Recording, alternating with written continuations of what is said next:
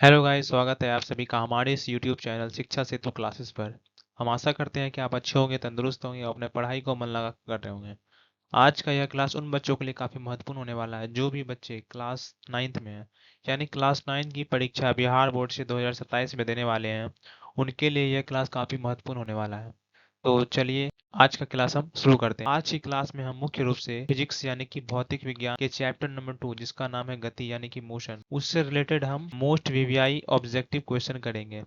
यदि आपने पिछले लेक्चर्स को नहीं देखा है तो सबसे पहले आप जाके पिछले लेक्चर्स को देख लीजिए, क्योंकि ये हमारा पार्ट 4 हो जाएगा। इससे पहले हम 3 लेक्चर ले लिए हैं, तो आप सबसे पहले उन लेक्चर्स को अवश्य रूप से देख लीजिए, क्योंकि वो आपके परीक्षा के दृष्टिकोण से काफी महत्वपूर्ण होने वाला है। तो चलिए आज का क्लास हम शुरू करते हैं। हेलो गाइस, मेरा नाम है साहिल गुप्ता। मैं आज आपको फिजिक्स यानी कि भौतिक विज्ञान के चैप्टर नंबर 2 जिसका नाम है गति यानी कि मोशन से related most VVI objective type question कराने वाला हूँ। तो चलिए आज का क्लास हम शुरू करते हैं। तो जैसा कि मैंने आपको बताया, क्लास 9 के लिए चैप्टर नंबर 2 गति यानी कि motion most VVI objective type question top question है इसमें। तो चलिए अब नेक्स्ट स्लाइड पर चलते हैं। यहाँ पे देखिए लिखा गया है क्लास 9 गति यानी कि मोशन मोस्ट वीवीआई ऑब्जेक्टिव। और यदि आप हमारे चैनल पर नए हैं तो सबसे पहले आप हमारे इस यूट्यूब चैनल शिक्षा सेतु क्लासेस को अवश्य रूप से सब्सक्राइब कीजिए, क्योंकि इस चैनल के माध्यम से आपको प्रतिदिन क्लासेस देखने को मिलेंगे और बिल्कुल फ्री में आपको सभी विषयों की तैयारी कराई जाएंगे।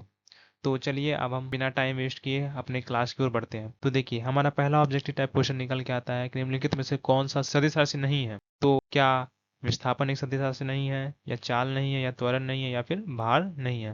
तो आपको मैंने लेक्चर्स वाली क्लासेस में बताया है कि देखिए सदिश राशि क्या होता है। तो जिसमें मैग्नीट्यूड यानी कि परिमाण होता है और दिशा होता है, उसे हम लोग सदिश राशि कहते हैं। विस्थापन में मैग्नीट्यूड भी होता है यानी दिशा भी होता है और उसमें परिमाण भी होता है, चाल में ही नहीं होता। देखिए यही हमारा राइट आंसर हो जाएगा। तो मैंने आपको बताया था कि चाल में नहीं होता है, तो देखिए यहाँ पे हमारा राइट आंसर चाल हो जाएगा।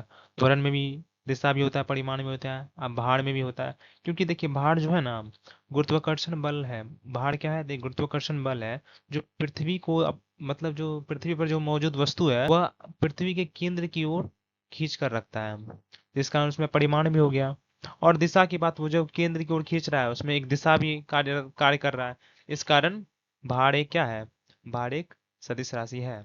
यही कारण हमारा right answer option number B हो जाएगा, बिल्कुल सही जवाब। तो मैं आपको बता देता हूँ कि मैं आपको डिटेल में ज़्यादा क्वेश्चन नहीं बताऊंगा, क्योंकि यदि मैं डिटेल में बताने जाऊंगा तो कुछ शायद हो सकता है क्लास लंबा हो जाए, तो मैं आपको शॉर्ट में बता दूंगा। यदि आपने लेक्चर्स वाली क्लास को देखा होगा तो आपको सारे क्वेश्चंस के आंसर पते होंगे। तो चलिए अब हम नेक्स्ट क्वेश्चन की ओर बढ़ते हैं। कहा जा रहा है कि अचर चाल से गतिमान वस्तु का दूरी समय ग्राफ होता है। तो क्या होता है, मैंने आपको बताया था यह एक सरल रेखा होता है। मैंने आपको इस प्रकार से बताया था कि अचर इधर दूरी होता है और इधर समय होता है। ये वाई एक्सिस हो जाएगा, ये एक्स एक्सिस हो जाएगा। और ये अचर चाल यानी कि यूनिफॉर्म मोशन में है, तो ये अचर चाल से चल रहा है जिस कारण इसका सरल रेखा बनेगा ग्राफ। तो चलिए अब नेक्स्ट क्वेश्चन की ओर बढ़ते हैं। देखिए यहाँ पे क्वेश्चन कहा जा रहा है कि एक समान वृत्तीय गति में क्या होता है। तो देखिए इसमें चाल और वेग दोनों अचर होते हैं, ये नहीं होगा। और कहा जा रहा है कि चाल और वेग दोनों चर रहते हैं, ये भी बात गलत है। चाल चर और वेग अचर रहते हैं, ये भी गलत है। तो इसमें ये कहा जा रहा है देखिए कि चाल अचर लेकिन वेग हमारा चर होता है, तो ये हमारा बिल्कुल सही कहा जा रहा है, यानी कि हमारा ऑप्शन नंबर डी बिल्कुल सही हो जाएगा। अब नेक्स्ट क्वेश्चन कहा जा रहा है कि देखिए गति का सबसे साधारण प्रकार कौन सा है। तो देखिए मैंने आपको बताया कि सरल रेखीय गति जो है ना, यही सबसे साधारण प्रकार हो जाएगा। अब देखिए यहाँ पे कहा जा रहा है विस्थापन की दर को हम लोग क्या कहते हैं। तो विस्थापन की दर को हम लोग वेग कहते हैं, मैंने आपको बताया है।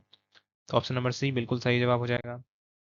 उसके बाद यहाँ कहा जा रहा है कि सरल रेखीय गति में कौन सा प्रकार है। सरल रेखीय गति का कौन सा प्रकार है, मैंने आपको बताया है कि एक समान गति भी होता है और समान गति भी होता है, यानी कि ए और बी दोनों हो जाए। ऑप्शन नंबर सी हमारा बिल्कुल सही जवाब हो जाएगा, 6 का ऑप्शन नंबर सी। उसके बाद देखिए हमारा नेक्स्ट क्वेश्चन कहा जा रहा है चाल का मात्रक कौन सा है। तो देखिए चाल का मात्रक कौन सा है, आप कुछ बच्चे देखेंगे यहाँ मीटर प्रति सेकंड देखते आंसर टिक करेंगे और चले जाएंगे। लेकिन आप याद रखिए कि देखिए यहाँ पे जो दिया हुआ मीटर प्रति सेकंड ये बिल्कुल सही है। देखिए जब बड़े मात्रक के साथ हमेशा बड़ा मात्रक होता है। यदि हम किलोमीटर प्रति सेकंड लिख देते ये गलत है, क्योंकि देखिए घंटा हमारा बड़ा मात्रक हो गया और किलोमीटर हमारा बड़ा मात्रक हो गया, यानी कि ये भी हमारा सही है। किलोमीटर प्रति घंटा ये भी होता है चाल का, और सेंटीमीटर प्रति सेकंड ये भी होता है, और मीटर प्रति सेकंड ये भी होता है। इसलिए हमारा ऑप्शन नंबर डी बिल्कुल सही जवाब हो जाएगा। ठीक है, तो चलिए हम नेक्स्ट क्वेश्चन की ओर बढ़ते हैं। हमारा नेक्स्ट क्वेश्चन कहा जा रहा है कि चाल किसे कहते हैं। तो मैंने आपको लेक्चर्स वाली क्लास में बताया ही है कि इकाई समय में तय की गई दूरी को हम लोग चाल कहते हैं, यानी ऑप्शन नंबर ए हमारा बिल्कुल सही जवाब हो जाएगा। ठीक है, 9वां नंबर का क्वेश्चन कहा जा रहा है कि सदिश का परिमाण कभी नहीं हो सकता है। तो क्या नहीं हो सकता है? देखिए, शून्य हो सकता है, बिल्कुल हो सकता है, भिन्नात्मक हो सकता है, धनात्मक हो सकता है, लेकिन कभी भी ऋणात्मक नहीं हो सकता है। बोलेंगे आप क्यों? देखिए, लंबाई, लंबाई में क्या होता है? मैग्नीट्यूड, मैग्नीट्यूड मतलब उसमें परिमाण है, यानी कि जब उसमें परिमाण है, जो कि क्या होता है, परिमाण कभी भी धनात्मक हो सकता है, शून्य हो सकता है, लेकिन कभी भी ऋणात्मक नहीं हो सकता है। ठीक है, इसलिए हमारा ऑप्शन नंबर डी बिल्कुल सही जवाब हो जाएगा, कभी ऋणात्मक नहीं हो सकता है। नेक्स्ट क्वेश्चन की ओर बढ़ते हैं। हमारा नेक्स्ट क्वेश्चन कहा जा रहा है कि त्वरण का मात्रक है। तो त्वरण का क्या मात्रक है? मैंने आपको बताया है कि मीटर प्रति सेकंड स्क्वायर होता है, और स्क्वायर समझिएगा इसको ऊपर में। ठीक है, तो मीटर प्रति सेकंड स्क्वायर होता है त्वरण का मात्रक। उसके बाद 11वां नंबर क्वेश्चन कहा जा रहा है कि असमान गति किसे कहते हैं। तो मैंने आपको बताया ही है, इस समान समय अंतराल में असमान दूरी को हम लोग असमान गति कहते हैं। समान गति क्या हो जाएगा? समान समय अंतराल में एक निश्चित दूरी तय करता है, ठीक है, और असमान में समान समय अंतराल में असमान दूरी, यानी कोई फिक्स नहीं है।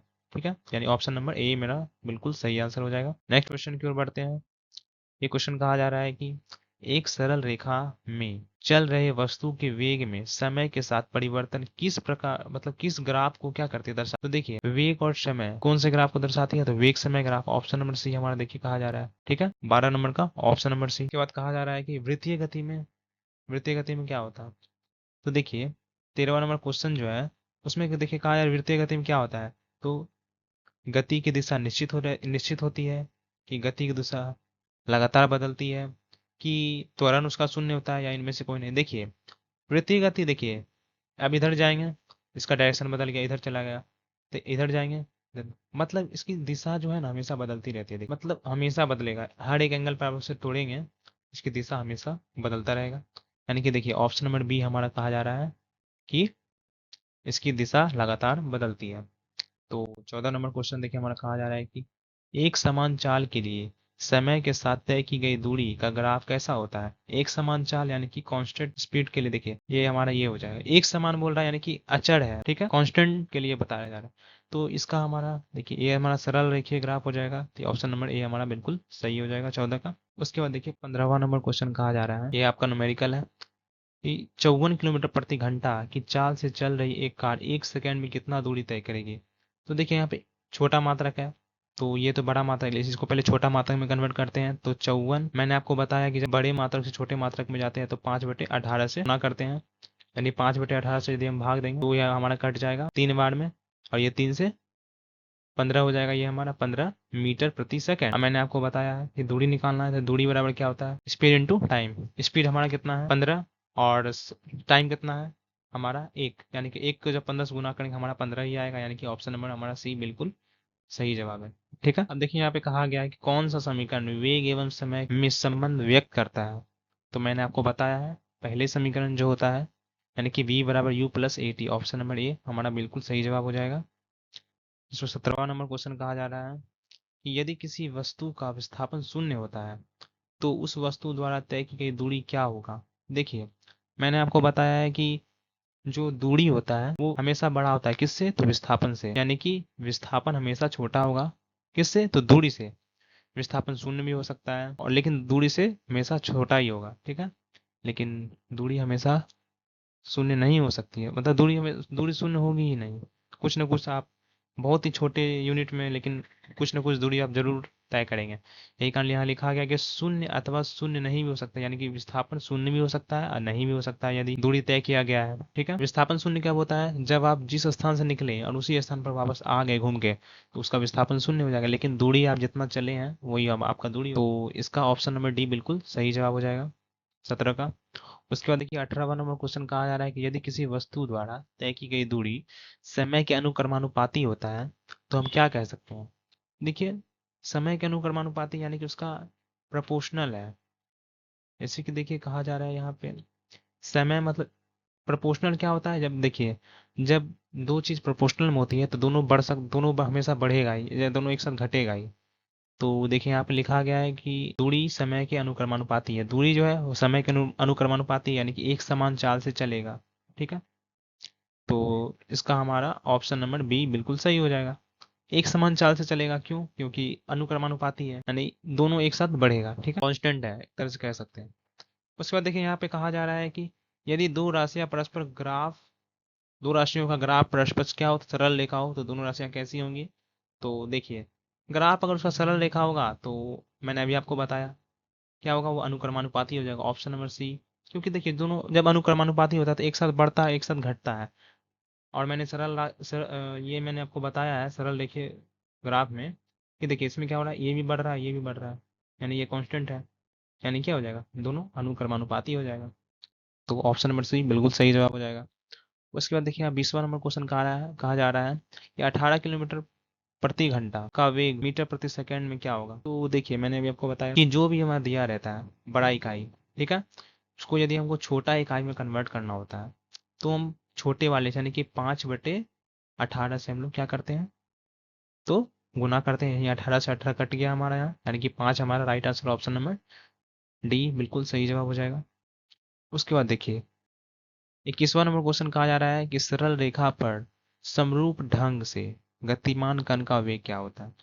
तो देखिए, सरल रेखा में अचर होता है। बोलेंगे आप कैसे होता है? देखिए, समान समय में जब कोई वस्तु समान दूरी तय करती है तो उसका वेग क्या हो जाएगा, वेग हमारा कांस्टेंट हो जाएगा।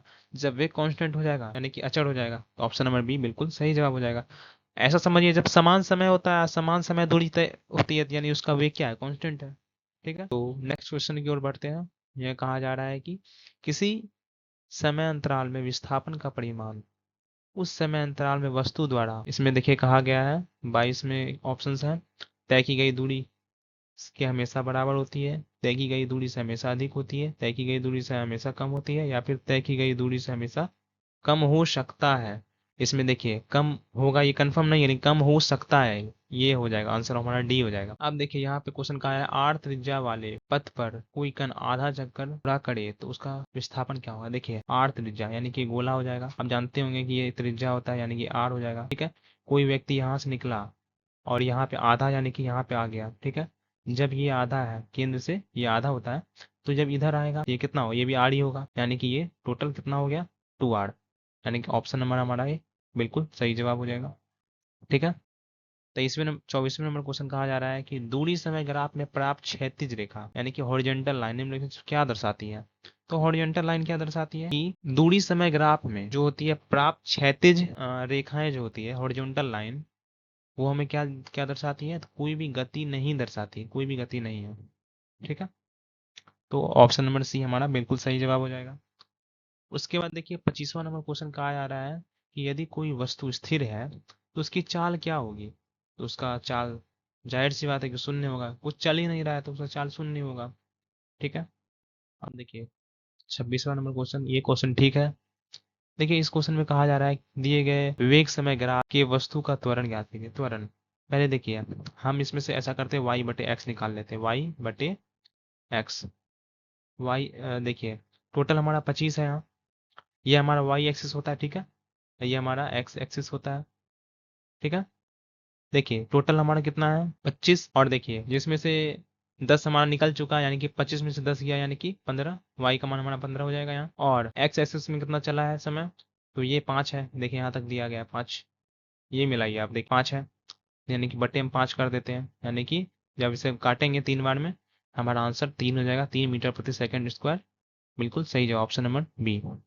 तो मैं आशा करता हूँ कि हाँ, तो मैं आशा करता हूँ कि आज का क्लास आपको समझ में आया होगा। आज की क्लास में कुल 26 ऑब्जेक्टिव टाइप क्वेश्चन थे जो कि मोस्ट बीबीआई थे, जो कि आपके एग्जाम में कई बार पूछे भी जा चुके हैं। तो आप इसे देख सकते हैं। देखिए आपको कल की क्लासेस में इस चैप्टर से रिलेटेड न्यूमेरिकल टाइप क्वेश्चन देखने को मिल जाएंगे। मैंने आज की क्लास में ज़्यादा न्यूमेरिकल नहीं रखा है, मतलब ना के बराबर ही न्यूमेरिकल रखा है, तो मैं कल आपको न्यूमेरिकल करा दूंगा। जो देखिए आज का ये पार्ट नंबर 4 था, लेकिन कल आपका पार्ट नंबर 5 हो जाएगा, कल आपका ये चैप्टर भी समाप्त हो जाएगा नेक्स्ट क्लास में। ठीक है, और कल का हमारा टॉपिक क्या रहेगा, तो न्यूमेरिकल टाइप्स क्वेश्चन। ठीक है, तो जैसा कि आप लोग जानते हैं कि शिक्षा सेतु क्लासेस यूट्यूब चैनल के माध्यम से बिल्कुल फ्री में क्लास 9th और क्लास 10 के सभी विषयों का पढ़ाई कराया जाता है। तो आप सभी अपने दोस्तों को भी बताइए और खुद भी सब्सक्राइब कीजिए, बेल आइकन को भी दबा दीजिए, ताकि यहाँ पे जितने भी क्लासेस हों उनके नोटिफिकेशन आपके मोबाइल फ़ोन में चला जाए। तो आप अपने दोस्तों को भी बता सकते हैं कि शिक्षा सेतु क्लासेस यूट्यूब चैनल के माध्यम से बिल्कुल फ्री में क्लास 9 और क्लास 10 के सभी विषयों का पढ़ाई कराया जाता है और फ्री ऑफ कॉस्ट कराया जाता है और बिल्कुल फ्री में टेलीग्राम चैनल के माध्यम से नोट्स भी प्रोवाइड किए जाते हैं। तो यदि आप हमारे चैनल पर नए हैं तो सबसे पहले इस चैनल को सब्सक्राइब कीजिए, बेल आइकन को भी दबा दीजिए ताकि आने वाले सभी क्लासेस के नोटिफिकेशन आपके मोबाइल फ़ोन में चला जाए। तो देखिए हमारा टेलीग्राम चैनल, व्हाट्सएप चैनल और इंस्टाग्राम चैनल, इन सभी चैनल का लिंक मैंने इस वीडियो के डिस्क्रिप्शन बॉक्स में डाल दिया है। तो सबसे पहले आप सभी इन सभी चैनल्स को ज़रूर से सब्सक्राइब और फॉलो कर लीजिए। तो मैं आशा करता हूँ कि आपको आज का क्लास समझ में आया होगा। आपको जैसा भी क्लास लगा आप कमेंट बॉक्स में कमेंट कर सकते हैं। आप एक बात समझ लीजिए, आपको हम जो भी कंटेंट दे रहे हैं, कंटेंट में आपके कोई भी कंप्रोमाइज़ नहीं किया जाएगा। मतलब यही कंटेंट यदि आपको ऑनलाइन में कोई पेड कोर्स में मिलता तो आप सोचते यार इसमें मिल रहा है यानी कुछ अलग होगा। लेकिन देखिए एक बात आप याद रखिए कि कंटेंट में आपको कोई भी कॉम्प्रोमाइज़ नहीं मिलेगा। ठीक है? तो आप लोग चिंता नहीं कीजिए। फ्री का मतलब ऐसा नहीं समझिए कि कुछ भी हम पढ़ा दे रहे हैं, ऐसा कोई बात नहीं है। यदि हम यही कोर्स को हम 399 या 299 कुछ भी बेच देते तो फिर बोलते आप ही लोग बोलते कि नहीं यार कंटेंट बढ़िया होगा। लेकिन ऐसा बात नहीं है, हम फ्री में डाल रहे हैं इसका मतलब ये नहीं है कि मेरे कंटेंट में कंप्रोमाइज़ किया हूँ। तो आप लोग ऐसा बिल्कुल मत सोचिए। तो जुड़ते हैं आप नेक्स्ट क्लास में। आज की क्लास में बस इतना ही था। तब तक के लिए हंसते रहिए, मुस्कुराते रहिए और अपने पढ़ाई को मन लगा करते रहिए। जय हिंद।